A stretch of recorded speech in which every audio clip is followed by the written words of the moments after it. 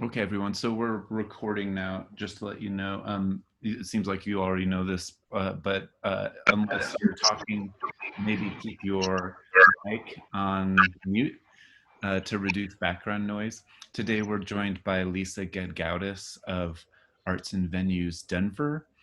And she's in charge of all sorts of music stuff. She's also been dealing a lot with the um, what to do with all of these statues that are being taken down, and the kind of ominous gifts that the city has received over the years. And I suggested that um, they just close down NORAD and make it into a museum of atrocities and put the statues all in there. Um, but I don't think that we have the kind. She has that kind of power. uh, so there were a couple of questions about the folk song cover this week. You're encouraged to do it in your own style, in your own voice, add lyrics, change melodies, add beats. The class is about you finding your own music. And one thing I noticed as a student, even though I wasn't a music major, is what there were few classes where people were really encouraged to do their own music. I mean, you could take classes in all sorts of styles or things, but this class is really meant to be about you developing your own aesthetic, and we'll talk about that in future workshops and all of that. I also added an assignment to cover anybody who's an influence on you, and it's the same deal. It's about making, taking something that's really influential to you and making it your own, and then being able to sort of think through a kind of character study of what makes you in your music. And it's sometimes hardest to do with the people, the artists that we find most influential on us. I also was able to get in touch with Erin Roberts of the band Poor Lolo, and she works up in Fort Collins doing a bunch of music industry stuff and has worked in radio. So she'll be visiting us in a few weeks. And then, of course, Jake Miller is joining us already. He's been a guitar player for Esme Patterson's band and the band The Still Tide. And he's been a booking agent in town for multiple different clubs. I think Lions Lair. I don't know if he's still booking for Broadway Roxy. And he has a lot of other musical interests as well. So just those are some upcoming Synchronous class meetings. I wanted to check in with folks and just um, offer, the week of the first week of September, I had it listed to not have a synchronous class because it was Labor Day. But if people want to, I'm happy to do a synchronous class on Wednesday that week if people want to meet. It kind of feels to me like 2 weeks without talking to each other real time might be a little bit too much space. But of course, I don't want to. None of the synchronous stuff is required for grade because I think that's an inclusivity issue. So, uh, any initial thoughts about people that might want to meet on Wednesday at 11 on the week of Labor Day? Chris says she'd love that. Um, What are we celebrating when we celebrate Labor Day? it's in America they shifted it, so it's actually May 1st, which is International Workers' Day. But America was afraid that socialists and communists would take over, and so they made a separate day for labor. um, I'm fine with it. I mean, I don't even know what we're doing that day. So, if you listen to my latest release on my Bandcamp page, I did a whole deconstruction of the song for the Internationale, which is the International Workers song. Um, you don't have to align with my politics. Um, uh, Lisa, you're in the room? She says she's in the, but did I admit? Do I need to admit? Lisa, are you here? She says she's in the room, but I don't see her as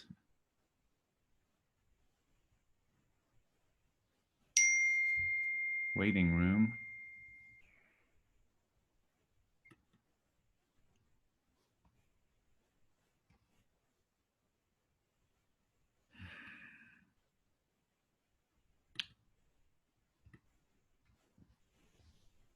Chat.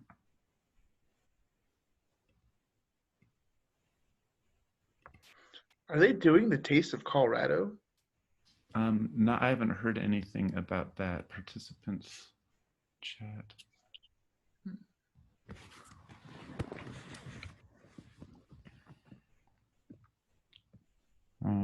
So she's not showing up for me as she's texting me on the phone. Sorry about all this.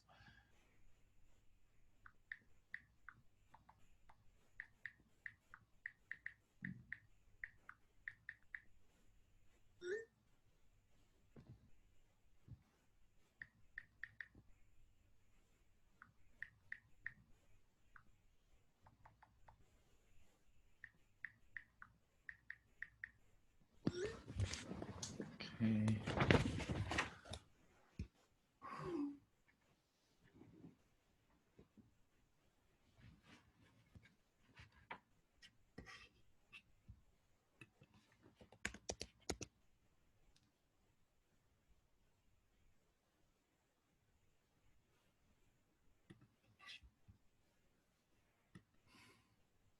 Gmail. I'm just going to send her the link again. And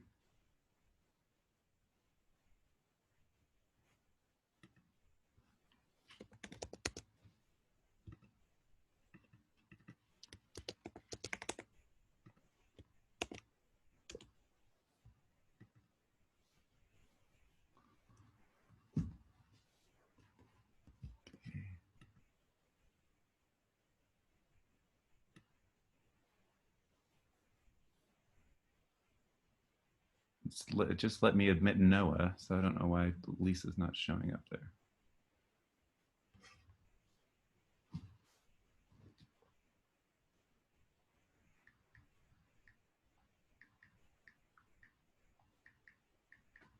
Were most of you doing the link that I sent you this morning? There she is.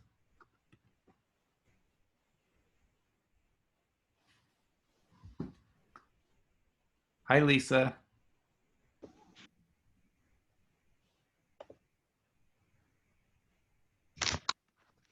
Hello. Hey, thanks for helping me with my technical difficulties. No problem. So we've got about a little more than, there's 21 participants I'm showing. And so I was just finishing telling class, and I was doing two things at once. So I put that new song assignment, the cover song assignment of cover anybody who's an influence on you. It is not a graded assignment. It is just a self-studied assignment, and it helps you guys and me get to know each other's aesthetics, but it doesn't have points assigned to it. So just to let you know about that, it showed up in the module this week. And so we've got more and more people coming into class. So Jake Miller's going to be a guest, and then Poor Lolo's going to be a guest in the next few weeks. And then it looked like Chris was saying, and Mario were both saying that they wanted a meeting on Wednesday of Labor Day week would be good. So I'm just going to plan on that at 11 a.m. And of course, it won't be required, like none of the Synchronous stuff is. But without further ado, I'm going to introduce you to Lisa Gedgaudas, and she's going to talk to you about some of the stuff going on in Denver, and then just open things up to you all for questions, and feel free to write questions in the chat too. Welcome, Lisa.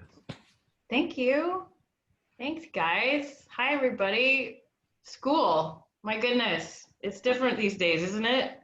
And also quite interesting. I feel like I have a lot of meetings these days with more global people and friends and cities. So it's also very compelling to think about new creative ways to collaborate with folks. So glad to be here. Yeah, I'm Lisa Gedgaudas. I work with the city of Denver. The agency I'm with is called Arts and Venues. So I'm going to give you some like real clunky city fun stuff during this. But hopefully helps to kind of let you know a little bit more about how the city supports arts and culture, especially music, and a lot of the work we're doing, including during hard times like COVID, in responding to our arts and cultural community. So Denver Arts and Venues, to give you a little background, we are the only city agency that's outside of the city budget. We kind of run our own ship, sort of like a business or an enterprise.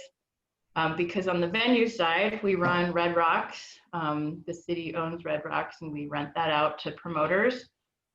We run our convention center and our performing arts complex downtown, and McNichols building, which is in Civic Center Park, and the Coliseum. So we've got these big venues under our umbrella. We rent those out. That's the breadwinners. Red Rocks, of course, is number one in that. So music to us is extremely important, and we understand, you know, sort of the import, export, local, all the way to national and touring acts, how important that ecosystem is, because it pays our bills, and we love music. But on the art side of arts and venues, I'm more on the art side. So I run Create Denver, and that's something that came up about 12 years ago. Our mayor at the time, which was Hickenlooper, saw such an important need for creative industries to be supported, and developed Create Denver as the sort of tool to say, okay, we can do research, we can do policy development, we can do grant giving, we can do programming that really is dedicated to arts and cultural entities. And that's for both non and for profit, because that's the makeup. So with that, I've been with the city about 10 years, and I've seen a lot, but I've really dedicated my work to doing that kind of research. So specifically with music, I put out a Denver music strategy in 2018. And what the heck is a music strategy for a city is a question I think a lot of cities have, but places like Nashville, Seattle, Austin, sort of those hubs that we think of as music cities, even Detroit, there's some ad hoc or city regulated way that they have built their own version of their Create Denver to really advocate for dollars or research and really tell that story about how important this you know, ecosystem is. So putting the music strategy out meant doing a lot of research, and there's a lot of tax, federal data I can gather on, like, you know, how much is coming into the industry, how many workers are there, but you could probably imagine that you're not going to get the whole picture because not everyone gets paid enough, or they're not having to pay taxes on what they're doing, or they don't know they should. You know, if you're taking a gig at a venue and you make $50, are you really going to report that to the IRS? Probably not, and please don't, you know. And you know, none of us get paid enough, and I say us as like the creatives. So it's hard to track that in like tax data, federal data. So the other half of this research was to really get into the weeds with our community and talk to people. You know, whether it was venues, promoters, the musicians, educators, you know, professors like Roger, students like you guys, and we always call it the music ecosystem. So it's anybody, it could even be just a fan, or a place like Illegal Pete's. I think maybe everyone knows what Illegal Pete's is, but here it's a local burrito company that's a chain, and Pete Turner runs it, and I think he's having his 25th anniversary this year, actually. But Pete Turner was a great one to interview because he dedicates a lot of his marketing dollars from that burrito company into, he started a record label several years back. He was throwing shows down at South by Southwest, and just kind of loves music. So was gathering and putting money into that. So he's another one that we talked to, but we talked to about 150 people. And, you know, you start hearing the same things over and over, and that's when you know you've done pretty good research, when those same few things start to percolate, which was really about affordability, housing. Denver, you know, Denver and Detroit are a little different, but we're both resilient kind of creative communities. But Denver was seeing such a surge in housing costs, whether that was rent or otherwise. So, and you know, we're losing spaces and artists are leaving, or they're getting pushed out, or they need to live in warehouses together, but it's unsanctioned. So we heard a lot about, you know, affordability, and then education was another one, and like kind of that tracking. And I don't know where you guys all are on the multi-spectrum of being a musician or being interested in the music business or otherwise, or simply like learning how to write something.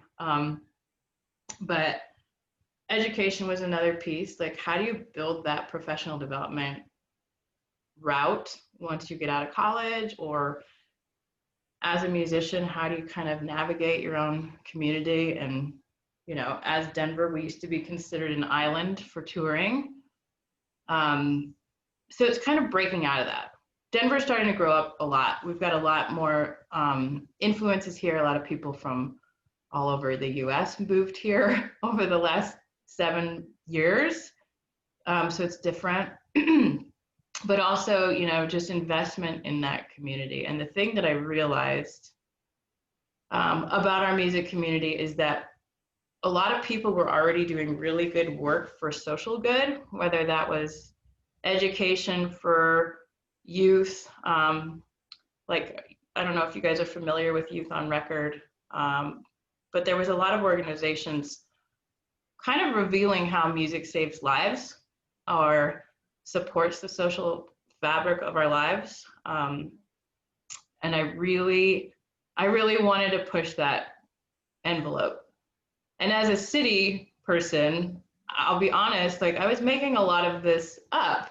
I was disseminating based on what I was hearing, but I ended up building, you know, doing the research was important, because as a city person, you can go, look, we did the research, so therefore it must be true. Or you can campaign with that information and really advocate. You know, and some cities pat themselves on the back and they're like, we have most venues of any city in the world. I'm like, well, that doesn't matter if you're not talking about, do you have a really strong DIY scene? Do you have a really strong 200-seater, 300-seater, 400-seater? Or are you just like, you know, so I don't really like telling a story that's not true. And you know, I do want to give accolades to the music community and talk about how robust it is, but more importantly, talk about the lack of support from a municipality or the state. And this goes for every city in the US, and in fact, just the US. It's like places in London understand this, Australia understands this, they invest in music and arts and culture. Canada does it really well. And the USA has just never really wrapped their heads around this. And I was even late to this meeting because I was on a call with Portland and Alabama and London, and we're all sort of talking about how do we pivot to really make music make sense across the nation and really get better federal funding for it, for the for-profit part of the world. So I'm going on a tangent, but getting this research out was great. And then I opened up a grant right away. I advocated for money from the agency. I'm like, look, Red Rocks is our breadwinner. We love music. We need to start giving back to it. And they gave me $75,000, which is like, all right, we can start with that. Anywhere is good. And I had a marijuana company come in. They threw in some money. Illegal Pete's threw in $25,000. And it was interesting because I was able to leverage what we had into more money because people love music. I'm like, okay, I can build a grant. I'm the city. You can trust me. I'm not fundraising for my own good. This is for my people. But going back to the point of loving how music can be a social driver, and socially responsible and support education among many other things, I dedicated that grant. It's called the Music Advancement Fund. It actually opens August 28th through October 2nd if anyone wants to learn more about it and apply. But it's not to play music. It's not for yourself. It's, you know, and I wish I could give money like that. It's like, go be you and go tour and go make an album. Unfortunately, that would be way too difficult and, you know, subjective. And this is to say, how would you spend you know, $5,000 or $10,000 to tell me how you would support your own community with music as the driving force. And opening that grant up 2 years ago, we've now given about, I want to say, almost 90 grants out over the last 2 years. We had 90 to 100 applications each year, and it was shocking and amazing because I wasn't sure if people would get it. I'm like, anyone can apply as long as you use music as the advancing tool for anything socially useful. So out of 90 and 100 applications, like most every single one of them was a seedling or a really intriguing idea. I mean, it was amazing. And they were all very different. No one applied to record their own album. I was like, okay, good. The guidelines are right. People got it. But we had people that, you know, we had this music mental health meetup was one of them that got a grant, and it was for supporting musicians that wanted to gather in a room and talk about this sort of lifestyle and how it's hard, and there's alcohol involved, and it's late night, and it's party scene sometimes, or it's just difficult to write, or it didn't matter, but they built this sort of room for people that wanted to talk about how this world was affecting them or not, and if they needed some support there. That was just great. We gave one to Youth on Record. They support, they're down in La Alma Park, but you know, they support youth that doesn't have access to music in their schools, and most of these kids are doing after school programming with them, and they're learning how to do recording, singing. They have a community within themselves. It's very loving. And then they have teachers that are musicians, and those musician teachers actually go out to schools and fulfill what's not a music program in most schools, especially our public schools. I could rattle on. There was so many more, and it didn't need to be, you could be anybody. Someone wanted to do a Music Cities exchange program where, you know, I think it was with someone in Europe, and they're like, they don't speak English, but it doesn't matter. We're going to do this like cool sister city songwriting class, and all you have to do is build the music. So even that was like really cool and intriguing and globally thinking. So I say all this, and I'll take a breather, but yeah, and I'm seeing, like, I'm happy to share the links or the link to the grant. And I'll just say Denver Arts and Venues, or artsandvenues.com. That's our website in general, but I'll give you guys more direct information. But something to think about. And then in the meantime, right now, I'll just say, you know, the reason I'm on these calls with more global people thinking about music, while COVID is happening, I just also a couple weeks ago put out another report that looked at how the music industry in Denver was being affected. And I did this in partnership with the state. So we have the Colorado data, but then we also have Denver. And it was to look at how the music industry there were projections on how it would be impacted from April to July because of COVID. And we showed the millions of dollars lost, the hundreds and thousands of jobs that have been put on hold and lost. And again, part of doing that and telling that story was to advocate for more federal dollars, because now we're activating like CARES Act money. I work with NEVA, which is the National Independent Venues Association. They're sort of based out of New York, but they started in April because of COVID. They were at no members in April, and now we're at like 2,800 members, and they're all lobbying for federal dollars right now. Some of you may have heard about Save Our Stages Act, SOS, and they've been the leader on that. They have a lobbyist in DC working on that. It's looking really good, except Congress went on recess, and all of our venues are sitting here going, what the hell do we do?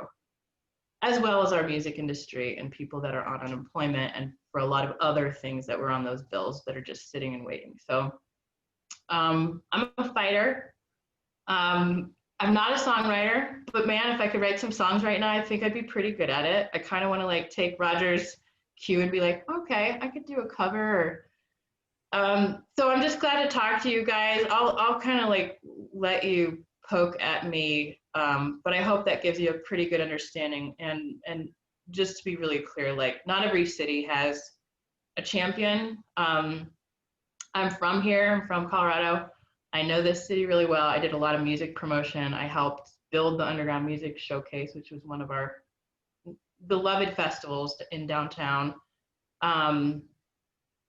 And worked a lot in like music, like an MTV type thing, not an MTV, but that kind of thing. So I've been around the music world for a long time. I've known Roger for several years.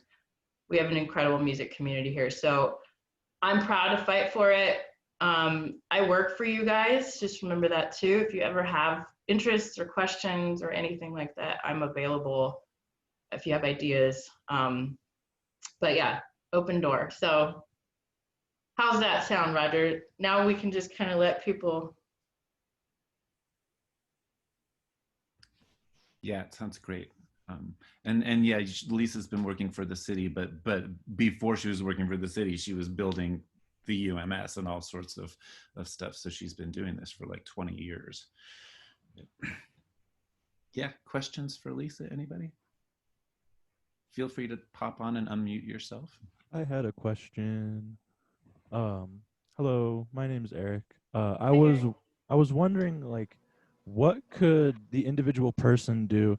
Because I feel like it's kind of one of those things where it's like like carbon footprint change, right? Like when you measure people's like carbon footprint change, like the individual by making small changes, if everybody does that, that will kind of lead to a conglomerative good, a better result towards the end.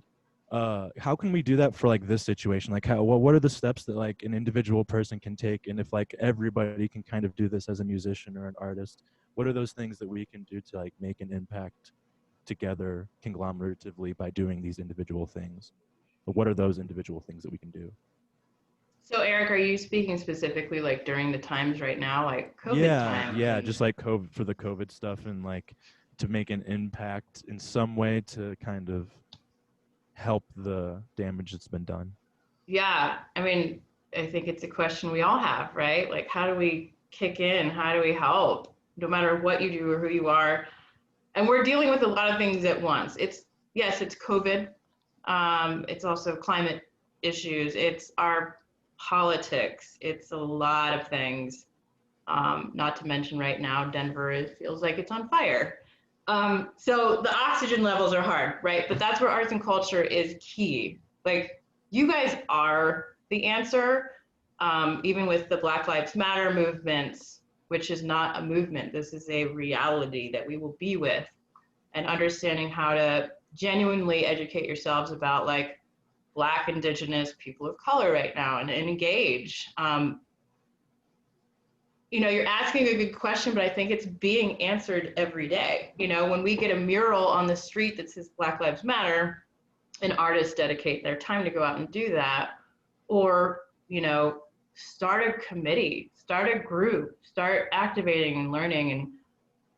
And, whether it's a songwriter's circle or let's go outside and play instruments in a park in social distance from each other, but like do a little flash thing, apply for this grant, come up with something with colleagues or your friends or whatever. I mean, of course I don't have the answers because it's going to come from the heart. But you have a huge community, whether it's locally or globally, that you can tap into. But again, yeah, arts and culture right now is the loudest voice. It's like everyone is missing it. Everyone needs it. It saves our lives. So I would put it back to you, like, what are you feeling like? What have you been thinking about? What gets you and what do you want to talk about? So finding your voice in that, I think, is just a genuine moment with yourself. But you have a community out there. I don't know if that helps. Like, I got a little, I turned it back on you, so I hope that's fair. Oh, right on. Well, yeah, I was just like, cool, because yeah, it's like a huge thing that I've been wondering. Because one of the big things I've been trying to do is getting musicians together to be able to play at like neighborhoods and be able to like give flyers to be like, hey, I know it's rough right now. Maybe you want some music, socially distanced, safe music. Here's a flyer. You can hire this band for this amount of money. Me and the other musicians will come and play some music for this amount of time, and you come up, bring your lawn chairs, stay in your own lawn, kind of thing. Be socially distant to do that. But then one of the big barriers that comes in front of that is like getting these musicians in a place to at least rehearse once to be able to do that kind of thing. Not only one, because like social distancing rules and all that, but only two, because people are on like these crazy wild schedules with things changing left and right with their work, job, school, things like that. Like it's definitely happening for me 100%. So I would assume it's happening for all those other people who say like, yeah, man, I can't make it. Sorry, I have work, or I can't make it. Sorry, I have this XYZ commitment. So I was just thinking like that's one of the things that I'm trying to do, but it seems like there are some barriers in the way to be able to do that. So I guess it's just a matter of getting over those barriers in any way, shape, or form possible to be able to get that end result. Yeah, and to that point too, like technology has been incredible. I mean, I know we've all probably seen some live streaming or pre-recorded streaming concerts and stuff like that. I don't know about you guys. I mean, on the one hand, I love it. You get to see people you never would think you would see before in their house, or people you don't want to see. But one thing I've loved is consistency. And I know like you guys need to get paid to do this work. I know that it's important to stay relevant, but I think there's a way to play the internet up to your advantage. Obviously, it feels a little weird to be like, all this shit is happening in the world right now. Come look at me play. It's like, what, is that tasteful? What's the timing of that? But I've grappled with that thought a lot, but I will tell you at the end of the day, people need to hear music in whatever form they can get it. And consistency for me is really fun because there's like, I have a guy friend I know that always does an Instagram live video at least once a week, usually around the same time. And it's like his lullabies. So it's around 9 o'clock. And so you can hop on and he'll just sing 3 lullabies and get off.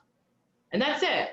But he's keeping himself relevant. He's doing something that feels consistent. You can kind of rely on it. And I like that idea.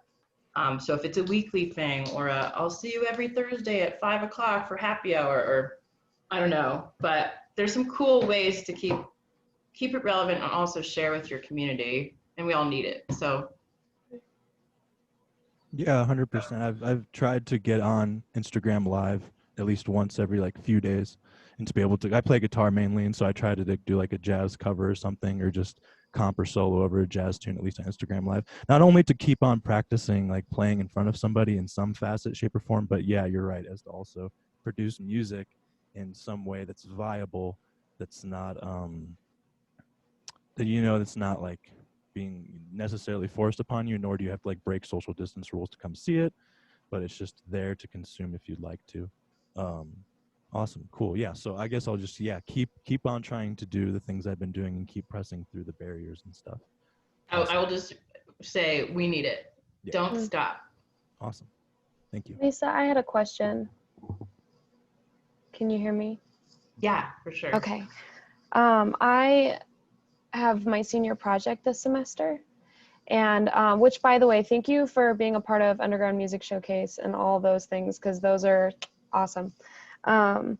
But I was actually talking to the lady that I want to do the senior project with, and the grant, just on the topic of the grant, I have ideas, but the thesis and the actual, like you said, you did a lot of research. I haven't gone as far as doing a lot of research quite yet.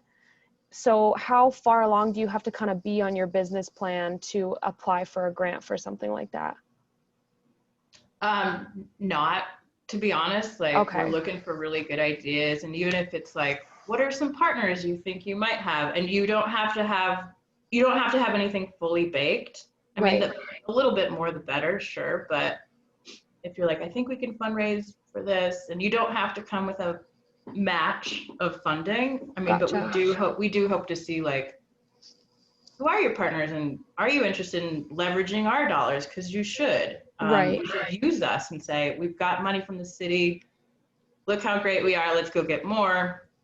or do crowdfunding or other things to get more money. But you have until the end of 2021 to actually activate the program of whatever Oh, wow. program it is. You have time, and that's the point too. It's like come to the table is the thought. You can apply for more than one if you have multiple ideas. I mean, the chances of getting funded twice in one cycle is probably difficult, but it just depends on what you're doing.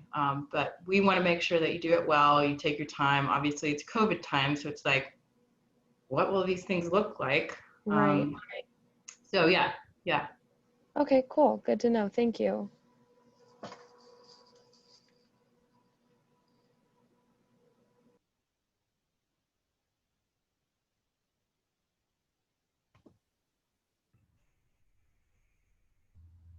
It's always funny when there's money on the table, you guys. You can really bug me right now about how to get it if you're interested or want to talk through it. We can do this again too, anytime.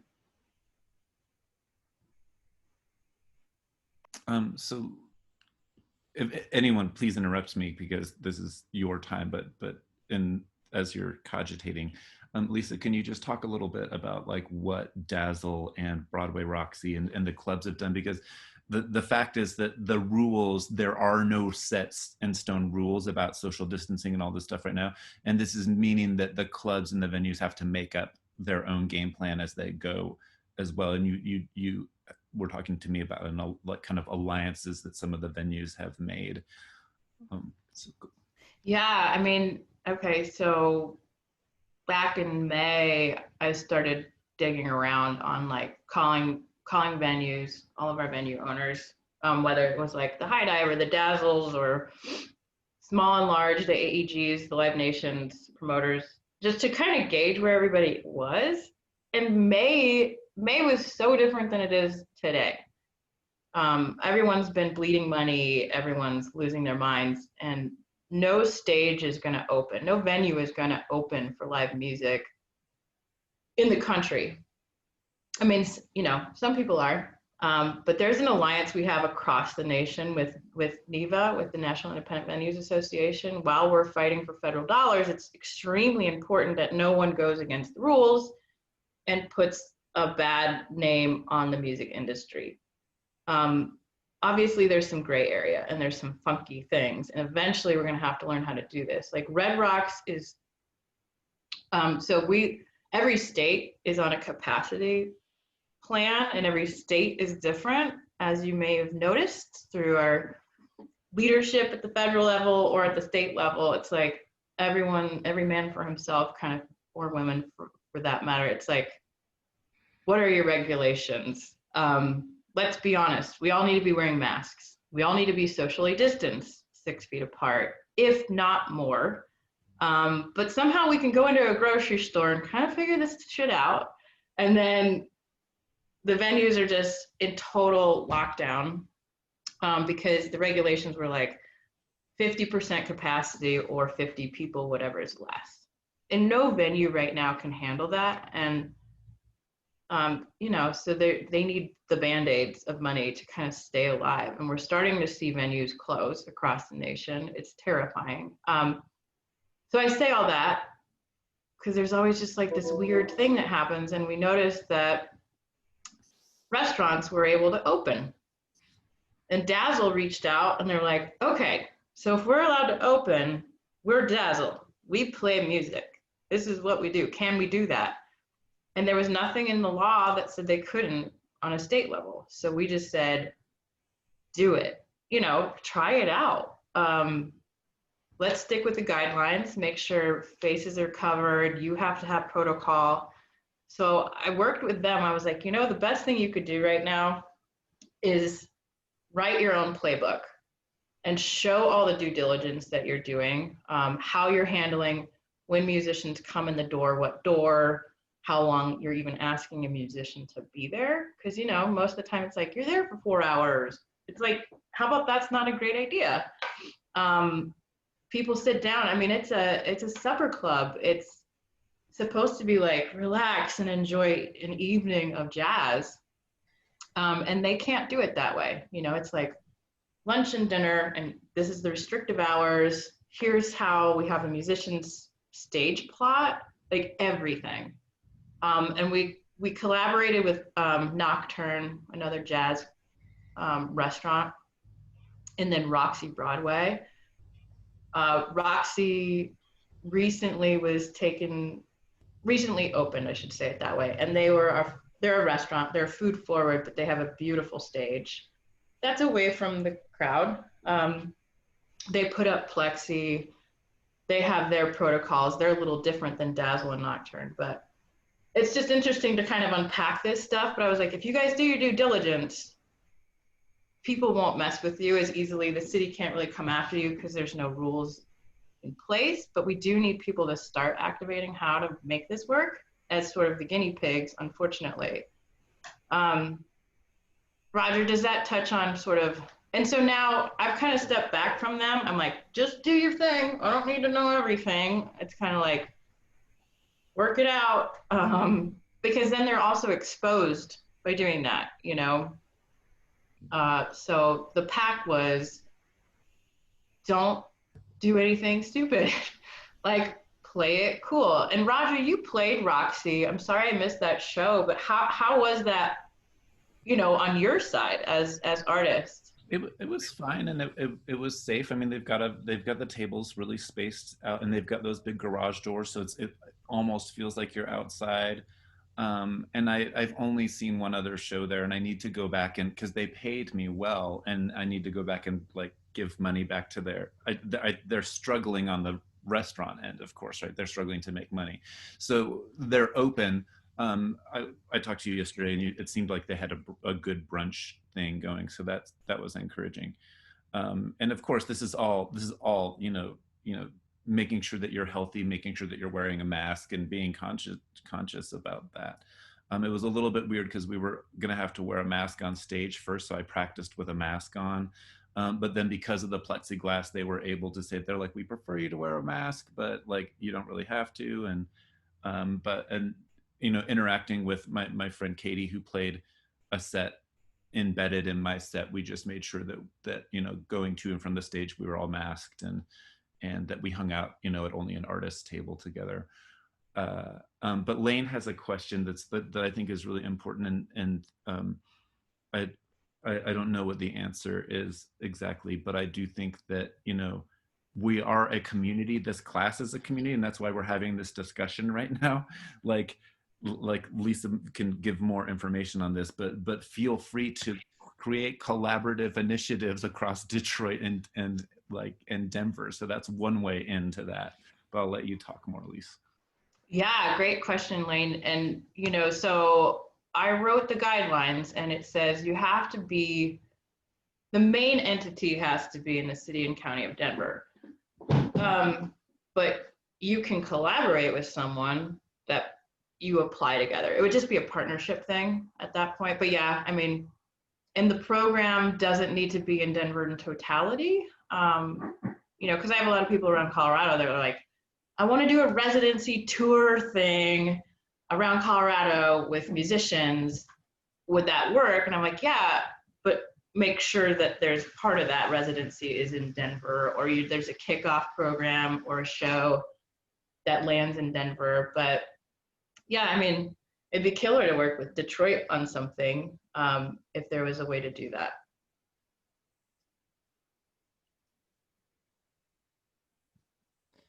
I had a question. Can you hear me? Yep. Okay. So venues and musicians have always been pretty codependent. And you talked about, you know, shifting the role of venues. What would you say should be the musician's role as far as helping out venues, you know, especially for musicians that might not feel quite comfortable yet going out and playing shows?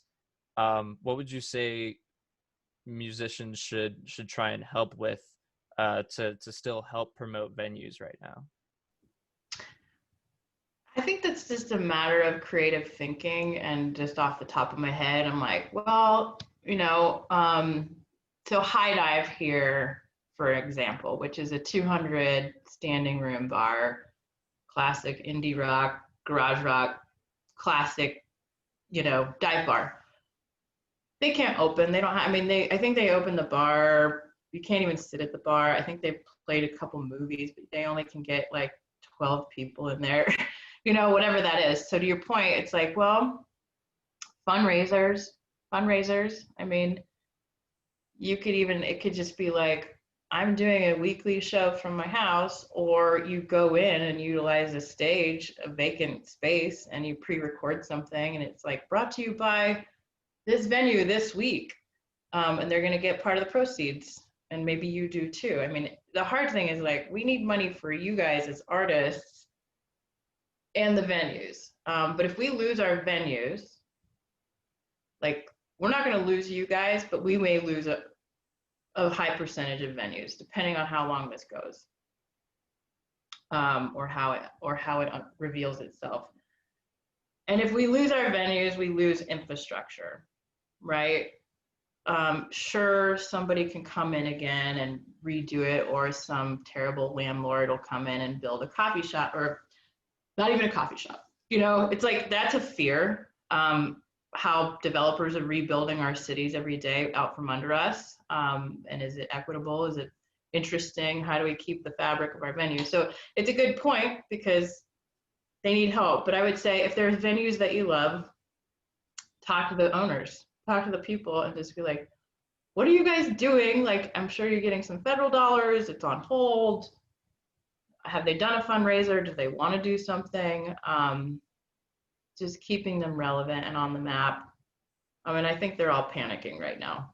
I know they are.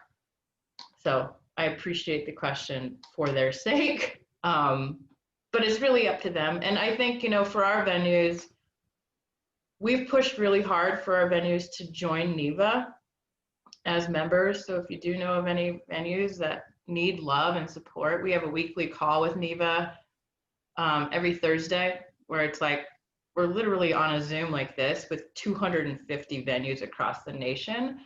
And it's amazing to hear people's responses to everything, and including the Black Lives Matter movement that's happening. And like, everyone kind of stopped for a minute. We had our normal calls about federal dollars. And then it was like, do you guys feel like you're an equitable venue? What have you learned from this? What are you going to do when it comes to touring and different genres, and who's good at this? Who knows more? We want to learn more.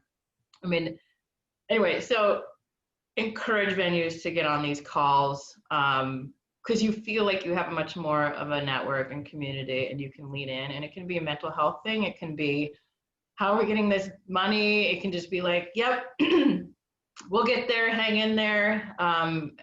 And it's also made us have other hubs of conversations. And I think it's reinventing how venues will survive in the future and even collaborate much more than they ever have. So those are a couple of my thoughts. Thank you.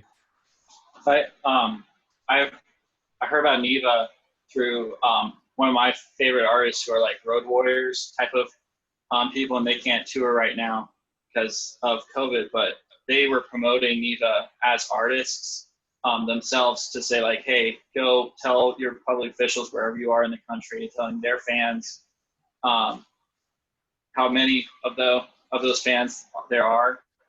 They're telling them like to go tell their local officials about NEVA to get more support for them. And so I guess as an artist, that was the way I heard about them. So if we're talking about like what an artist could do for the venues, you're saying like, yeah, get them involved, but also, these artists were telling their followers and fans about NEVA themselves, trying to promote that and promote the venues that they love in their own city. So. Totally, Connor, thanks. I kind of forgot that very important piece. Yeah, while they were lobbying for the Save Our Stages Act, they activated their musician community. They have over 1 million signatures from some of the best musicians and some of the people you may never heard of. But like, yeah, you could go on there today and you fill out a form but you're activating that effort, and letting other people know and other musicians know that we're all in it together. It's huge. It's incredible when people advocate and come together like that and make a movement and actually get something on Congress's table. I think people forget or really don't understand how, yeah, to Connor's point, like, go sign up, write a letter, fill out the form at least. That builds a movement, that builds change. It's pretty important. It's super heavy to think about how much you could really do, and enlightening and inspiring. Yeah. And we're we started a bit late, so I want to go a little bit later than noon if everybody can. If you need to jump off, feel free to jump off. Chris, I watched everybody's intro videos over the weekend. Chris, you're doing an independent degree with really interesting educational stuff, and I wondered if you would mind telling the class and Lisa what you do, and if people could think about like something like what you are planning on doing or working with, like how that might fit with this the songwriting community stuff that Lisa's talking about. Yeah, I'm working on an individualized degree, and I am calling it inclusive music pedagogy. So that means that I teach music to people with special needs. And I've been doing it for a long time, but I had the opportunity to come back to school and take more classes in primarily in music, but also in special ed and education and psychology, just so that I could better serve my students and the population that I serve. Because of the population that I serve, I'm often required to arrange and write music that they can play, because they're often limited, either physically or educationally. So that's why I'm taking this class. I think it fit really well into my plan. Not sure how it fits into what we're talking about today. I might need a little bit of help with that. But I am really enjoying the class so far. If anyone else, so that I asked Chris to talk about that, because I wondered about other people who are songwriters, and we're thinking about how, like, what are sort of practical things that we can do for those of us who are aspiring to work as songwriters professionally. Can anyone think of their own work, or Lisa, of course, like how something might sort of come together through like using music to connect some of the things, the pedagogical things that Chris is talking about, and the sort of initiatives that Lisa's talking about? That's a lot. That's a loaded idea right there. I have an academic mind, but it is practically oriented. Yeah. Doable. Like, I was actually, since Miguel's on there, I was actually talking to Miguel about my senior project. And I was like, what do you think would be, a good organization to put forth some kind of show or some kind of anything that, like you said, Lisa, isn't abrasive, and you're like, oh, we're going through all this stuff, but listen to my music. Like, that's a good point. You don't want to come off as, oh, well, since you're sitting, on your ass, or, whatever. Like, it kind of makes you sound like you're, saying certain things that you're not really meaning to say. And so that's what's really hard about doing something at this time. But if we wanted to do something, so Miguel mentioned Boys and Girls Club, like that was something that really exposed him to music. And that is something that is very important to the Denver community. And I mean, it's our, it's essentially the most talked about subject is our children, what do we do about the children kind of thing. But I also think it's something that not only can we serve the community with a venue, or say you get a grant that then pays for said venue, so venue gets paid, and then you have enough resources to do that social distancing and do those kinds of things that you need to do, then you get crowdfunding and just donation. And then that can kind of generate all kinds of different money for different aspects for Boys and Girls Club. You get the grant to pay the venue, and therefore, you know, you kind of started something that could maybe continue. But those are just things that like I think of is like, how do you make sure that everybody who's involved in the project gets paid the right way, you know?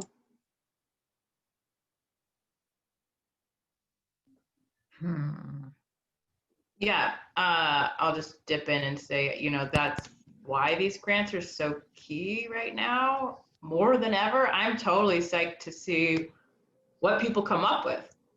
I have no idea. I mean, Right. it's thrilling, but to your point, like, it's way better than I gave out a lot of artists assistance funding back in April. Mm-hmm. So right off the bat, we had $300,000 that went out the door, and it was $1,000 grants to artists of all kinds. Some you didn't even really think you should be. Of course, I'm like, oh, we got a ton of applications from tattoo artists because their places are closed. Right.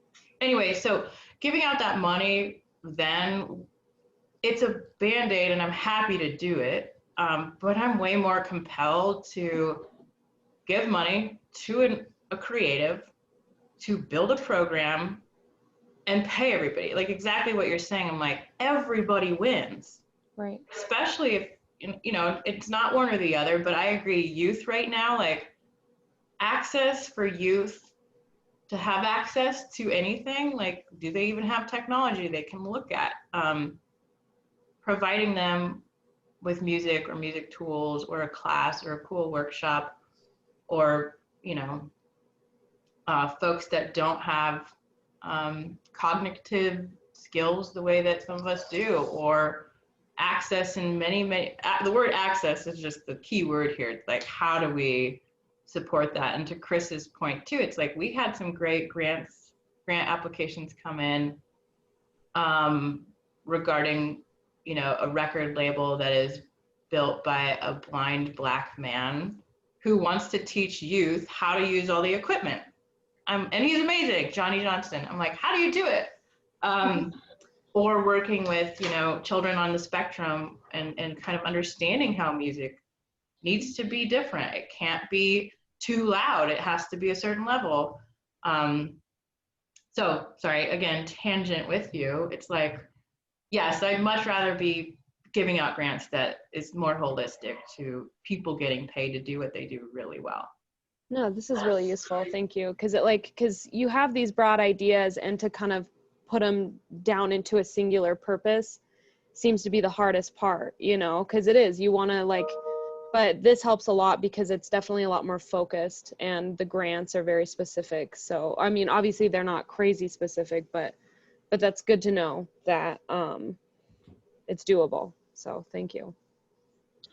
I have a question / comment, and it's kind of weird, but listening to all this stuff, I'm curious because Lisa, you mentioned that this is kind of the venues closing is changing the infrastructure of how we do business, right, as musicians. I'm curious to how the venues closing is going to actually change the actual musical landscape of everything, because if all the DIY, all the lower tier venues, if those are closing down, then you're only going to have upper middle venues and the upper venues, right? So then you're going to have a scarcity of jobs available. So I'm curious to how that's going to change the whole landscape of music in Denver. Are you only going to get certain sounds as opposed to taking risks on some of the more up and coming bands? Like, are we going to change from having underground music to just having jazz, EDM, and folk shows? Well, make sure that doesn't happen. Anyway, I mean, you can. I can't do that. I'm brown and have no money, so. I feel like you guys know, I mean, that's how DIY shit starts, right? It's DIY. Whether you have a brick and mortar building or not, it doesn't matter. Building a community will always be resilient. It'll always happen, no matter what's happening. You guys are the phoenix to the flames. You're already thinking about it. And And I don't mean to lean in on it like that, but I have, like, that's what I see every day. That's what I fight for every day. Yeah,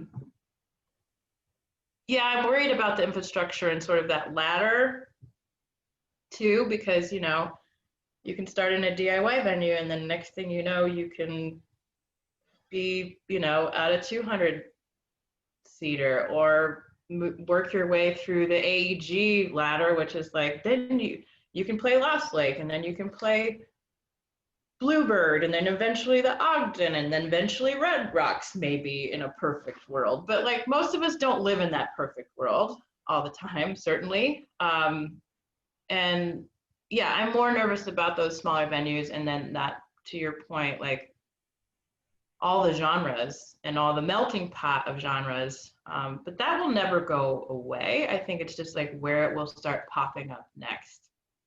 Yes, I'm afraid of losing brick and mortar around that supports that, but it will prevail.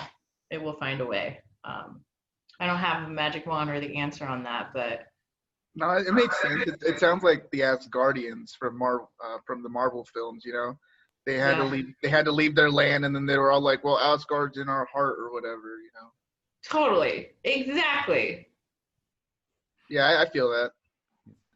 I I think just thought of like a market type of thing. If, you know, there's a market for small venues, they'll come back. I mean, right now is a hard time for a lot of those people, and we don't want to see those people that own those venues go. But I mean, if I want to go to a small venue and see somebody who is, you know, trying to start out or has been doing it for a long time, but just is at small venue, if I want to see those people, like, and if there's a market for it, they'll come back and they'll be there for us. Yeah. And better, and better. That's what I think. I mean, I think we're all learning, like, not to use bad words, but like across the US, shit is exposed on who has been pushed down, pushed out, doesn't have access, doesn't have equality. And it's moments like that. And to go back to venues, it's like, just as the example, they'll build, they'll rebuild, and they'll probably do it even better. They probably realize, like, oh, my lease agreement was terrible. I should fix that. Or my building, maybe I have to say goodbye to this one as a DIY space, but maybe we build a better, more safe one over here later. And it's okay to take a pause. And I think people will just, even if they close down, they're thinking about this. They know that they're the fabric of their community. They know how to run that. And frankly, promoters and venue owners, I mean, that's all reputation. No one wants that to stop. And that's really where the meat on that bone is, because they know the network, they know how to work with touring acts, they know how to build a music scene based on their reputation. So there's going to be a hunger. You know, people in the music scene have a perfect amount of ego, just enough that you know they're going to fight. They'll come back. They don't want to be obsolete. That's like the no-no of the music scene. So I believe it'll be new, it'll be different, it'll be better somehow, and smarter. That's a hope. Eric had a question in there. Lisa, do you see that? I did. I actually wish I had the answer to that. I don't know. But when you guys find out, or I'll dig around, let me know. I know that the city is cracking down on even like the restaurants, like we were talking about. They didn't want restaurants to have live music outside because they were worried about people getting excited and standing around and crowding around, because that's what we do. So I'm imagining busking. I don't know. It's such a good question. Yeah, I've just been playing it safe when it comes to busking so far, and not trying to be at a highly populated area already. So if like somewhere already has a population, that's not a place I should probably set things up and start going, you know? Because I feel like, yeah, like gathering, it's like yeah, flies to like a nightlight. It'll just gather them around, you know, and that's kind of the first thing they'll probably get you kicked out, I assume. The magic of music. I mean, I think there was I heard about some house near Sloan's Lake, a park near me. I think there was a house there, and they would like go out every day and play like some jazz music or something, and everyone just started like chomping at the bit and heard about it, and people would start like stopping and watching, and they got in People trouble for listening to it. jazz, watching jazz. What? Yeah. What kind of universe is this? Have you guys heard about the speakeasies? All the underground shows? Oh, I want to hear about it. I won't Okay, tell cool. anybody about it. I mean, I'm not going to give any details or anything, but in some of the more highly populated, more gentrified areas, Tennyson area, Highlands area, all those shops, little boutique shops. Well, certain ones, the one I noticed was an ice cream shop where you go towards the freezers, no masks. There's large lines of people, no masks, no anything. And then a guy fully protected opens up the freezer, and then you go into a secret room, and then you go watch music and play. And so there's tons of these actually going. I'm not saying do it. I'm not saying do it or don't do it. But in some of the more highly populated areas, there are secret underground jazzy shows going on. So, Well, to your point, the only like red flag to me is like you're saying like it wasn't very safe. People weren't wearing masks. Yep.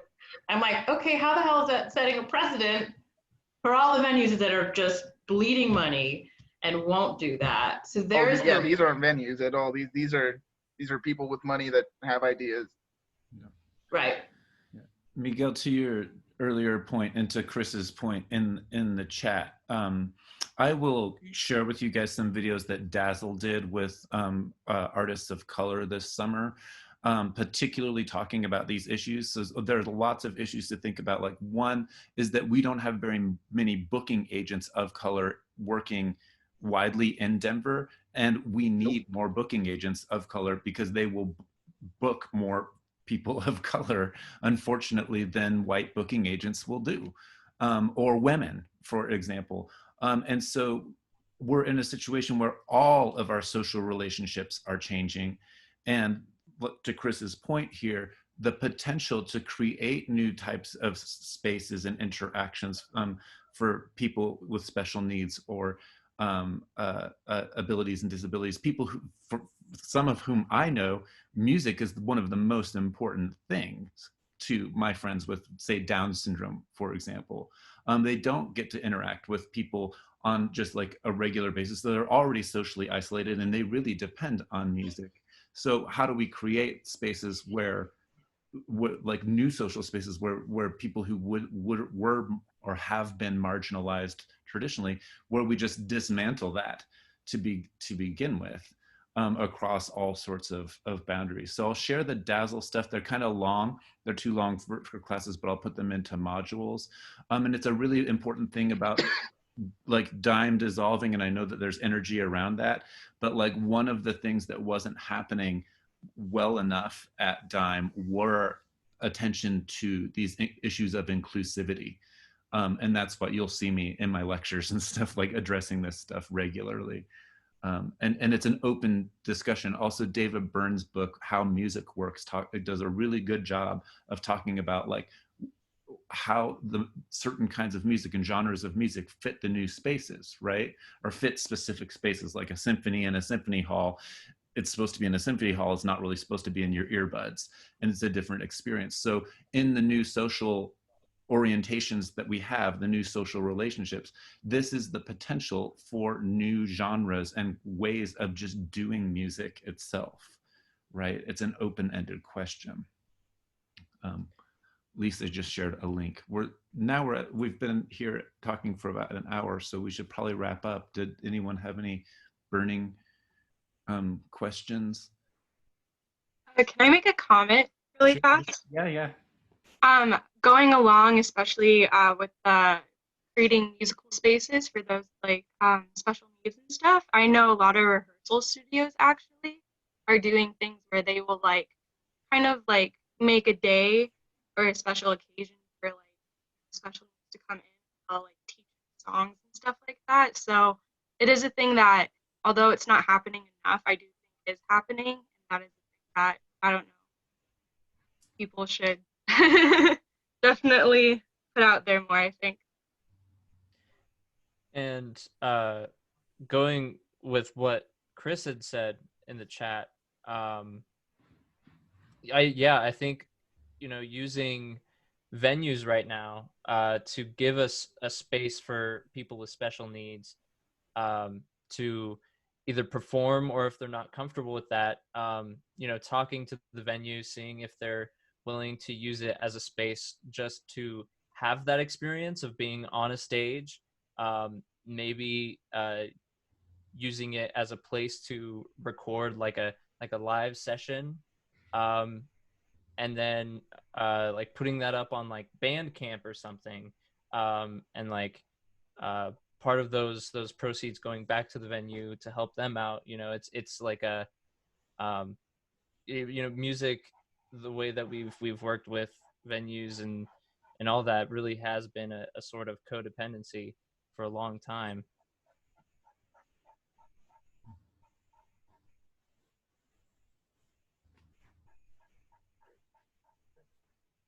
That's just an idea. I don't know. Yeah, no, it feels like there's a natural pause there, and you guys will probably have lots more ideas. So now you have Lisa as a contact. Of course, you have me as a contact, and we can keep thinking of this. So we'll pick up some of this stuff in future synchronous discussions, and I'm already seeing a pattern emerge to like what we kind of will be doing in synchronous stuff. And it allows me to share this, to really talk about the practical issues of how are we going to be writing songs as songwriters in the real world. And then there's the historical, talk about form, talk about like chord changes, all of that stuff that we'll do in the modules. So if I'm a little slow on building the modules, I'm reacting in real time to you guys. It's like making it up too. So thank you very much, Lisa, for joining us. Thank you, guys. I put in the link for the fund, and I also put the link in for our research on the music industry right now via COVID. So feel free to use that, look at it. I'm excited to come back to this class later and hear some music, please. Okay. Thanks. Thanks, Lisa. Thank you, guys. That's awesome. Thank you. Feel free to reach out, everybody, if you need. Thanks. But yeah, we'll see you throughout the week or next week. Bye, guys.